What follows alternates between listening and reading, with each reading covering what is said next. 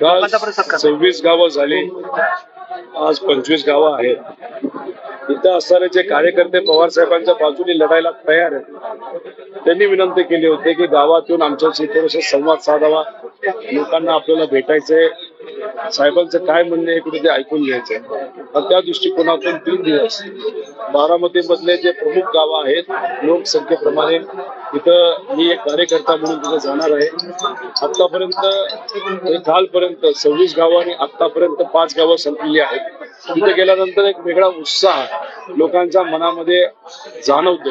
लोकांनी ठरवलंय की तुतारी वाजवलेला माणूसच चालवायचं आणि मला विश्वास वाटते लोकांना भेटल्यानंतर कमीत कमी 80% मतदान हे तुतारी वाजवलेल्या माणसाला पवार साहेबांना सुप्रियाताईला होईल. अजितदादांकडे आता बोलायला काय राहिलं? आता अजितदादा जर आज भाजपच्या नादी लागून असा प्रश्न करत असेल पवार साहेबांनी काय केलं, या प्रश्नावरच कुठेतरी आता कळायला लागलंय की अजितदादा आता कुठेतरी त्यांना कळलंय की त्यांचा उमेदवार निवडून येणार नाही, म्हणून त्यांना काय बोलायचं हे कदाचित कळत नसावं. लोकांना मी किती शिकलोय, कुठं शिकलोय याचं काय घेणं देणं आहे. ठीक आहे, मी बारामतीत शिकलो, त्यानंतर मी काही काळ वालचंद नगरला गेलो, परत मी बारामतीत आलो, नंतर मुंबईला गेलो. मी ग्रॅज्युएट आहे, मला डबल ग्रॅज्युएट व्हायचं होतं, पण ते होता आलं नाही. का? कारण का माझ्या वडिलांनी एक व्यवसाय चालू केला, त्यात अडचणी आल्या होत्या. मग मी निर्णय घेतला की माझं हित न जोपासता माझे वडील जर अडचणीत असेल तर वडिलांबरोबर उभं राहणं ही आपली परंपरा आहे, म्हणून मी वडिलांबरोबर तिथे राहिलो.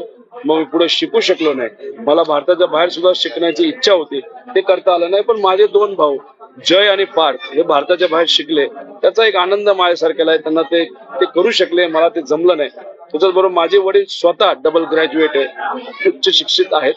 आणि हे जे काही विषय चाललाय की कोण किती शिकलं, कितीही शिकलं असलं तरी जर विचारच आपल्याला जपता आले नाही तर त्या शिक्षणाचा आपण काय करताय. मी कमी शिकलो असलो तरी मी विचार जपत आहे आणि विचाराची साथ आणि लोकांची साथ सोडली नाही. एवढी शिकवण तरी माझ्या आजी आजोबांनी आई वडिलांनी मला दिली आणि तीच जपण्याची जबाबदारी माझ्यासारख्या कार्यकर्त्याची आहे.